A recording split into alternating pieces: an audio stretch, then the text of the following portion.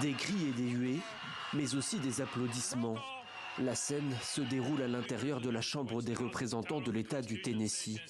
Le porte-parole de l'Assemblée est en train de donner les résultats d'un vote concernant 2 élus démocrates, dont Justin Pearson, ici les bras levés.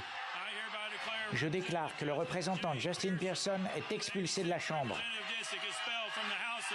Son tort, avoir manifesté publiquement pour un meilleur encadrement des armes à feu, quelques jours seulement après une nouvelle tuerie dans une école. Devant la décision jugée scandaleuse, ses soutiens donnent de la voix. Beaucoup d'entre eux sont contrariés par le comportement antidémocratique de cette législature dirigée par des suprémacistes blancs. Avec lui, un autre élu démocrate est également exclu. Il s'agit de Justin Jones, qui s'expliquait quelques minutes plus tôt, prévoyant la décision de l'Assemblée du Tennessee.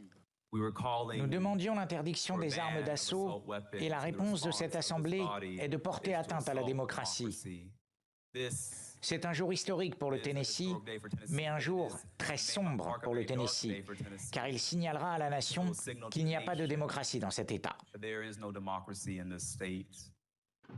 L'épisode a rapidement dépassé les frontières du Tennessee. La Maison-Blanche a réagi.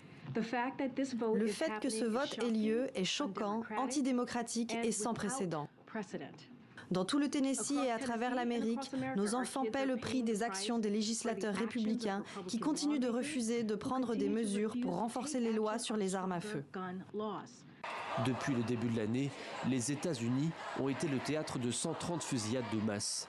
Le débat autour du port d'armes divise profondément le pays.